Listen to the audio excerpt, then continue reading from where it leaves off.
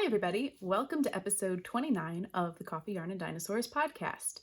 This is a podcast about all things fiber arts related: knitting, crocheting, spinning, yarn dyeing, and today there's a little sewing content. Who knew? So let's jump right in.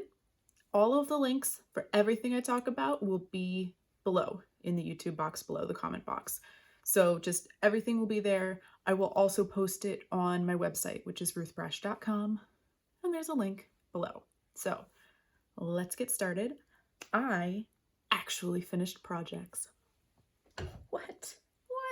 I finished projects. Okay, so first, the blanket that I was making for my grandmother, the arcade waffle blanket. Do do do do. Do do do do. All right, so check it out. It's pretty big, right? So this is intended to just be a lap blanket. I used loops and threads, cream cotton. Look at that. That's really pretty, right? I was considering making the border wider, but I kind of got to the point in the project where I just wanted it to be done. Not that it's a bad project, it's just that I'm working on a lot of things right now, and I'm also trying to complete a lot of projects. So this is as big as the border is in the pattern. This is as big as it's specified to be. And while you could definitely make it much bigger, I decided that I was just going to follow the pattern for once. Who am I? Following patterns. Ha! What are the odds? I decided I was just going to follow the pattern for once, do the 3 layers of arches, and just let it be. And it's actually kind of fun because I didn't realize in the pattern when I looked at it, but the corner looks like, it almost looks like one of those virus shawls. You know, the ones that are really popular over on like Facebook and stuff, the virus shawl with the shells. So it's really pretty. I'm currently debating whether to block it or not, because when I lay it out on the floor, the border does ruffle a little bit, and that's just, you know, like a few too many stitches packed in because the waffle stitch is very stretchy. But I think, you know, like it's going to my grandmother, and the nursing or the caregivers that come in, they're not going to be blocking the blanket. So I think that I'll probably just fold it up, and that'll be that, and we'll just call it a day. We'll just call it done, and, you know, finished project. So overall, I really enjoyed working on this project. It got a little bit tedious to do a single color center. That kind of felt like doing stockinette stitch to me. Like you don't really, it's hard to track visible progress, but I'm really happy with the result. And I think that my grandmother will be really happy with the result too. So this will go down. My parents are going to go visit her soon because she's in hospice care. So the nursing home is letting them in. And so I asked them if they would bring this down to her, and they, my mom said that they would, which is nice because it's kind of hard to explain to somebody like, hey, I made this for you, and to convey that type of feeling through writing a card with the project, which would have been my other option. And she's also at the point where she doesn't necessarily remember who I am.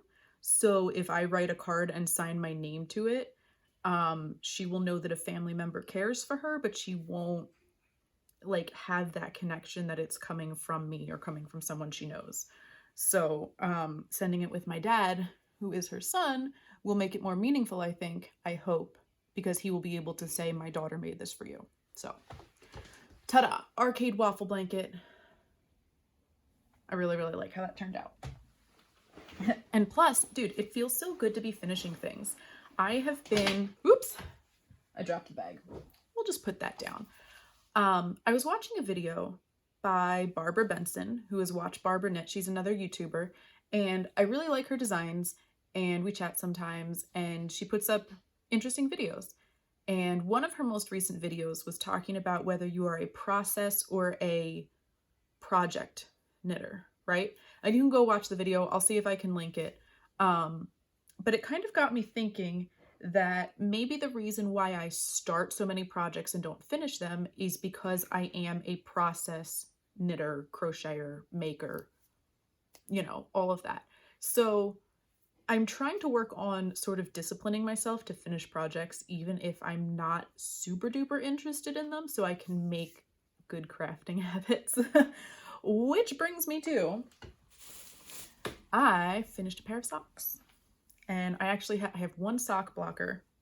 I have one sock blocker to show you this. I don't know where the other one is. I think it's on top of, I store my yarn in like these yarn hutches. So I tend to put things like sock blockers on top of the hutch, but then they're too high up for me to actually reach, which is a problem. So, check that out. These are Afterthought Everything socks. They are a pattern that I am planning to publish actually tomorrow, Friday the 21st of August. And these are going to be called Scrambled because you knit them all out of order. You don't knit them toe up, you don't knit them cuff down. You knit the entire leg for both socks, and then you knit the cuff on for both of them, and then you cut the tube in half, knit the toes, and then cut out the heels. And they have a true afterthought heel, which means that you do have to snip a stitch and unravel. I have heard a lot of people say things like, I prefer the afterthought heel where you put the strand of yarn in where you want it to go. That is not actually an afterthought heel. That is technically a forethought heel because you are taking the foresight, the forethought to place the strand of yarn for the heel. So a true afterthought heel is one where you just knit all of your fabric and then you measure and you pick the right spot and you snip out and unravel a row of stitches. It is not as scary as it sounds, and it actually makes these a really, really good travel project because literally this whole tube, it was, I want to say it was like 26 inches for my foot and leg length. So it was literally just 26 inches of a stockinette tube, and you can take that with you anywhere, which is fantastic. So yes, Scrambled Socks. They will be out tomorrow. They will be on Etsy, Payhip, Ravelry, and I'm trying out a new site that's called Ribbler, and it's still in beta mode, but the concept behind it is that designers upload their patterns to Ribbler. So you have to like copy and paste it into this formatting thing. But the end result is that it's a platform that has like, you can interact with the pattern to some extent. So you could cross off the lines. They have a digital like ticker, so you can tick, tick, tick off the rows. If I say, for example, you know, knit 5 rows, you can tick, tick, tick, tick for 5 rows. The one drawback right now is that they don't, how can I say it? Charts cannot be interacted with. So I can upload a YouTube video to show you how to do something, which is great for tutorials. I can upload a photo of a chart, and I can upload a photo of a chart key, but I cannot, if I upload the chart, there's no way for you to like cross off lines of the chart as you go. So right now I'm only uploading my more simple patterns to that, like this, because this does not require a chart. It's just, you know, information. So yeah, we'll see. Actually, no, maybe this one won't go on Ribbler because this is a recipe for you. So you need to actually print out the pattern and fill in the information. So yeah, this, just kidding. That was a whole, now you know about Ribbler. But this will not be going on Ribbler because you need to be able to fill it in. And on Ribbler, if you print out the pattern, it's like, it's not a PDF like in my formatting. It comes out in their formatting. So, you know, pros and cons, trying a new site. They're still in beta, all of that. But I don't think this pattern will go on Ribbler because it's just not a good match for the platform. So, finish those. What I have been working on lately. Oh, I'm going to need my sock blocker again because I've been working on more socks. I just finished this morning the first sock for my husband. So this is a half finished object. You know what? I bet this isn't even going to fit on this sock blocker because his feet are much bigger than mine. Okay, we're going to do it like this, and you'll just have to get the idea. So, this is the sock that I've been working on for my husband.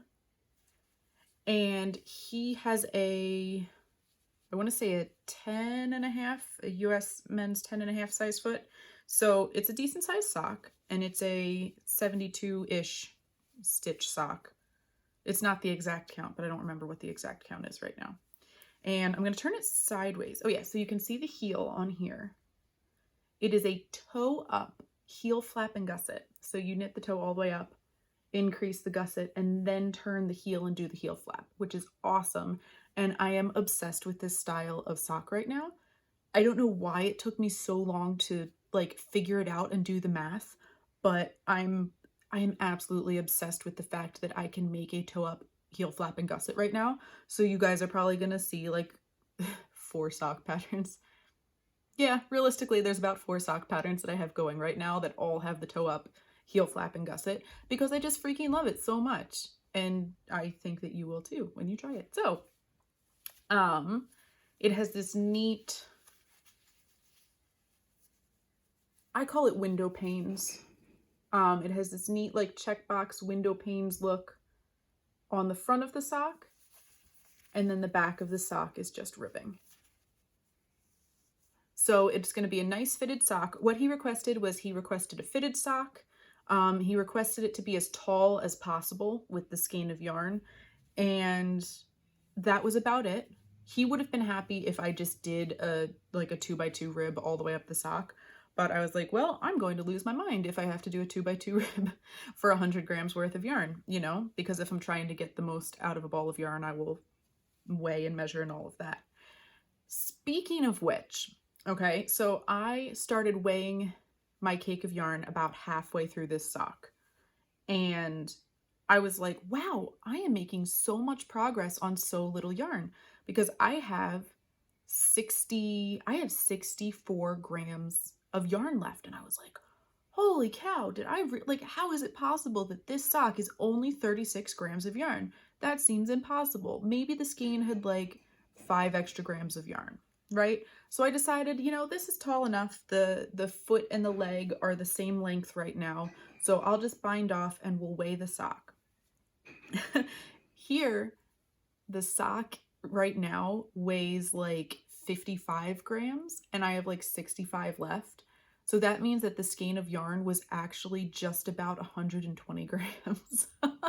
So thank God I did not continue any farther on this sock, because if I had knit any farther up the leg, I would have hit like 60 grams and not had enough yarn left over to do the second sock, and there would have been frogging and I would have been frustrated. So the good news, the good news is that this sock is done, and I will be sending the pattern to my tech editor probably by this weekend. This is Thursday.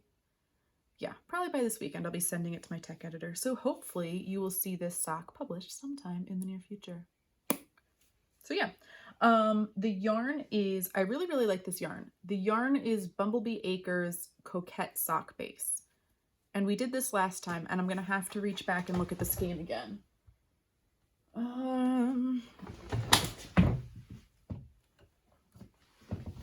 You would think I would come prepared.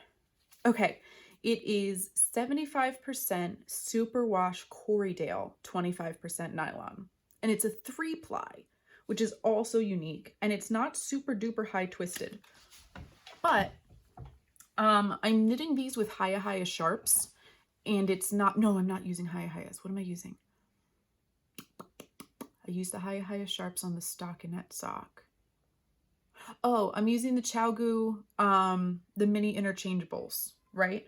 So they're still the red lace interchangeable. So they're still pretty pointy, and I'm doing a textured sock, and the stitches are not splitting, which is awesome, because if you look at this, like when you look at the skein itself, you can see that it's kind of a loosely plied yarn. It's not super high twist. And I was a little concerned that maybe I would start splitting plies, and it's not, which is amazing. Oh, so this is not obviously, in case there was some confusion, these are not the same colorway. This is one of their Lord of the Rings clubs. I don't remember what the name of it is, but it was Boromir themed. And this one is called Alaskan Nights. And I think this is a colorway that they bring back in winter. So this you have a chance of getting, this you don't really have a chance of getting, but you can try the sock base. So, you know, hooray. Oh, I forgot to tell you about the stockinette sock. So the yarn on here, I knew I was missing something. I haven't podcasted in like 2 weeks, and I'm feeling while I'm talking to you like I'm missing something, right? I'm not telling you about yarn. So this is Sugar Plum Circus in her Beyond the Reef colorway, and the edges, the heel, toe, and cuff are my yarn. So it's Fearless Feet Fiber Co. Butternut, no, not butternut squash, Squash Blossom. It's called Squash Blossom. And it took just about 20 grams for the heel, toe, and cuff of both socks. So, yay. What else have I been working on? Ooh, this is fun. I have been putting in a lot of time on my Sandaval sweater. And I tried this on, and I'm going to insert a little video of me having tried this on for you so you can see how it fits.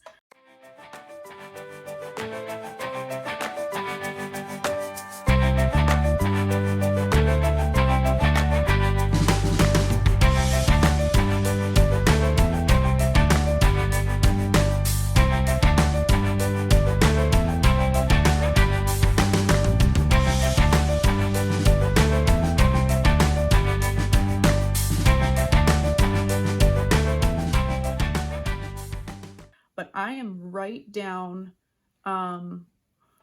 see if I can hold this up. I am right down where I'm almost done the bottom hem of the sweater, which is awesome because then I can move on to the sleeves, which means I get to do some more color work again. And the color work is with this fantastic gradient. It's from Fully Spun Yarn, and I love it to pieces. So yeah, it's kind of like, it's still hot here. It's still like 75 to 80 degrees during the day, but in the mornings and in the evenings, it's just starting to get that cool feeling where my brain like kicked in and went, hey, in about a month, you're going to need a sweater. So maybe how about we pick up that sweater that you've been knitting since like February and finish the dang sweater. So I am working to have this finished by the end of the month is my goal. I am hoping. So, and I'll show you the blanket, the other baby blanket, but I haven't really made much progress on this. I'm still in the green section and I've done like one row. So, you know, ta-da, baby blanket. But let's take a minute. Oh, last thing. I should write show notes. I should be that organized person that writes show notes. I am not. I have progress on my Finish or Frog project for the month of August. And you will get more details about this in the actual Finish or Frog video. But this is my Print of the Wave shawl by Uni Jang. And you can see here that even though, ooh, I'm dropping stitches, that's not good on a lace shawl. You can see that even though I'm using the same needles, look how different my gauge is. Like it's ridiculous. My gauge is so much looser than it was like 9 years ago when I started this, that the border's just gonna be huge. Like, thank God it's the border and that the body was already totally finished, because otherwise I'd have to go down, like, I'm doing these on a size 7. I would have to go down to like a 4. I would have to go down to like a 4 to match this gauge, which is ridiculous. So it's just going to have it's going to have a wider and looser border than the pattern calls for. And I'm okay with that because it will get done. I'm only about 10 repeats into the border. kind of hard to show lace when it's unblocked. I'm only about 10 repeats into the border, but I'm really, really pleased with the way that it's going on. I had to add an extra set of eyelet increases because apparently 10 years ago me did not realize that you need to pick up a certain number of stitches to get a lace border pattern to work. Like, a lace border pattern is a repeat of so many rows, right? So you need to pick up enough stitches around the outside to have the correct number of rows to attach it to. But 10 years ago me knew how to do lace and did not realize that you needed to like calculate, and yeah. So I had to add another increase row, and hopefully this will work and it'll be what it'll be. Just, you know, we will see. So as I was saying, let's talk a little bit about stash and stashing down and working on projects and all that good stuff. So I've been theoretically stashing down for all of this year, right? I've been saying like, oh, I'll buy less and I'll use more. But in reality, that hasn't really worked out that way because I've been like, oh my gosh, pretty yarn. But this month, August 1st, I had gotten the Knit Picks, they call it like sock yarn lovers box. And it's basically projects to do with sock yarn that are not socks, which I think is cool. But I didn't really realize when I signed up for it, they're sending you 4 skeins of sock yarn per month. And this was the second month in a row that I got it. And when it showed up on August 1st, I just kind of, something clicked in my head and I was like, why am I doing this? Like, aside from the fact that, yes, it's pretty yarn, I kind of just realized like, this is not putting me towards my goals, right? There's a lot of beautiful yarn here and I want to actually use it. You know, I bought it because I liked it and I want to actually use the yarn that I've purchased. So I bought the yarn because I want to use it, right? It's beautiful and it's lovely, but it kind of gets to the point where for me, like it's excessive. You know, it's the amount of yarn that I have up here, it is excessive. And I've calculated it out on a spreadsheet. And it literally, guys, it's like 10 years worth of yarn, which is ridiculous. And I have like, I'm looking over here looking at the project bags. I probably have like 9 projects that are started right now, which is also ridiculous, right? So I've been tracking in an Excel spreadsheet. I've been tracking my stash. So aside from August 1st, I have not bought any yarn this month, but I've destashed a little bit, like sold to somebody else. And I finished up that pair of socks. I finished up the blanket. So I am at negative 2,000 yards for this month and I'm feeling really, really good about it, which is awesome. The blanket is finished and the socks are finished, which is just like, it feels really good to actually be finishing things, which is nice. And I'm emptying out, I'm sort of emptying out my cubbies. So here's a funny thing, right? So I'm not buying any more yarn, but I was watching YouTube the other night, which is dangerous. And I saw this beautiful, beautiful, beautiful embroidery sample or project. I don't know what you call them because I don't sew things. I'll put a picture in here. I saw this beautiful, beautiful project. And so I was like, well, embroidery floss is like 50 cents a thing, right? So I was like, hey, I'm looking for the bag right now. It's like, hey, let me just grab some embroidery floss and some fabric and do that. Yep. The reason this started is because the pattern for the wreath gives a certain number. It'll say like color, you know, for knitting we do colorways. For sewing, they sort of do colorways, but they're numbers. So see how it just has, I don't know if you can see that. It just has the number on it, right? And so the pattern for embroidery will give a number and it'll say like, you need a certain number of I would call this a skein, but it's not, you know, a certain number of skeins of embroidery floss for this project in this color. And I went to go get them, and because I'm in kind of the middle of nowhere, not all of the colors are well stocked. So, gosh, there's like birds fighting outside my house. Not all of the colors are well stocked. So I was like, well, okay, if that one was supposed to be purple, maybe I'll grab like a light purple and a dark purple, and when I start making it, I'll see which one I like best. And then I was like, well, maybe I'll make 2 of these because I'm sure I'm gonna have enough fabric, and wouldn't it be really cool if I did a color palette in like blues and oranges, because, you know, orange and blue, welcome to my brain. So as a result, I have enough embroidery floss for like 6 projects, but that is okay. So I grabbed embroidery floss, and I grabbed little bobbins, rings to hold the bobbins on, needles, needle case, and needle threader, you know, in case I somehow can't thread needles. Seemed like a good idea at the time. Let's see. The fabric I got is just a plain, sort of a natural linen, which is what was recommended in the pattern. So it's just plain linen, but I think it's going to be really, really pretty with like those muted earthy tones in here. And I'm just going to do embroidery hoop with embroidery. So we will see. Apparently the way you do these is you use carbon paper. So you print out the design. It comes in a PDF and it has just like the outlines of where the flowers go.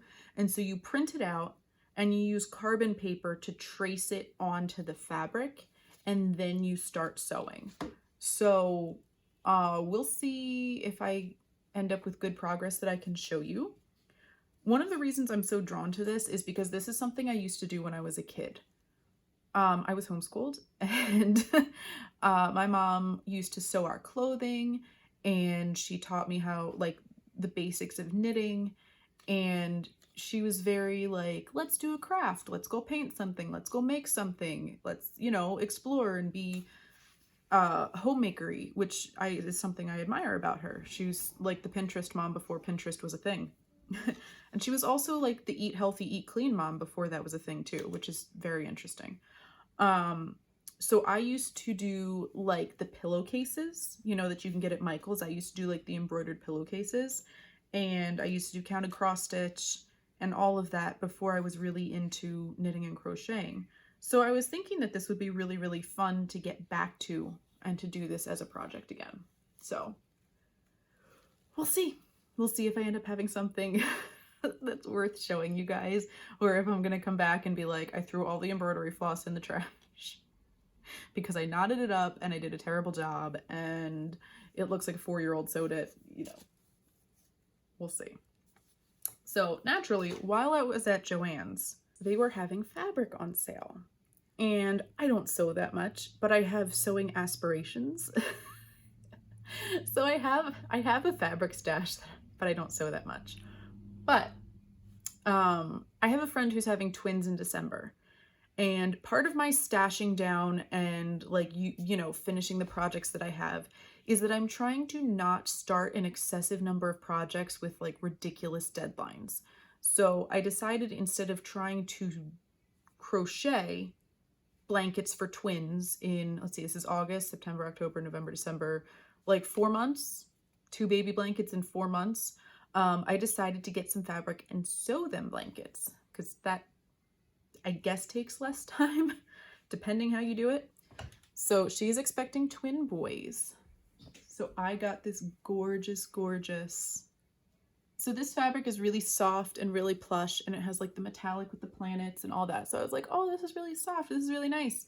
And you know, she's expecting twins. So I got enough for 2 blankets, 2 decent sized blankets. I don't know. I got 2 yards of fabric, which is a lot, but I figured I would rather have too much than not enough. especially because it's not like you can really add on to a blanket. So what I'm planning on doing is for one blanket, I'm going to do this on the front for both blankets, like the planets and the spaceships and all that. And then on the back of one is going to be this lion fabric. And on the back of the other is going to be this bear fabric. So bears. Oopsies. And lions. Oh, and I'm holding them upside down. Whatever. You get the point. Bears and lions. And then I remembered from when I was a kid, I had a blanket that the binding all around it was just a really, really thick piece of ribbon that got like tacked down. And so I think I'm going to do that. I bought a couple of spools of ribbon, and my rudimentary sewing plan is to do this on one side, this on the other side, sew them together, and then do a ribbon border, just like a smooth ribbon border. And probably some, either like a couple of stitches where you would normally put quilt ties, or possibly actually just quilt ties to keep the two layers attached to each other. I don't want to actually quilt it because I like the pattern on here is so beautiful that I don't want to sew over it in any way. I'm just gonna attach them probably with quilt ties. And then the twins who are not born yet, I have an older sister who's like 2. So I figured you can't really make a new blanket for twins without making some for the big sister. So I got, this just looks like Frozen to me, right? It looks like Elsa. So I thought that was really beautiful. And it's the same like soft minky fabric. And then look at this for the backer. Unicorns. It's like it's one of those like really plush fleeces. And this type of fabric was on sale at Joann's this week. So I was like, sweet, this was like 40% off. So, oh my gosh, I am covered. You can't even see this. I'm going to show you because you will not believe this from the fleece fabric. I am covered in fluff right now. Oh my goodness. That is absolutely ridiculous. I'm totally covered just from holding that fabric. So obviously I'm going to have to sew that when there's no yarn or like mohair or anything around. But yeah, that's what I'm planning on for the older sister. And we will see if that actually ends up happening. As soon as I pulled this fabric out, my kids, I have 2 boys and a girl, were like, "You're making us blankets, Mom, you're making us blankets." And I was like, no, I'm trying to make these for gifts, but now I feel really bad that I'm not making you blankets. So we'll see what ends up happening.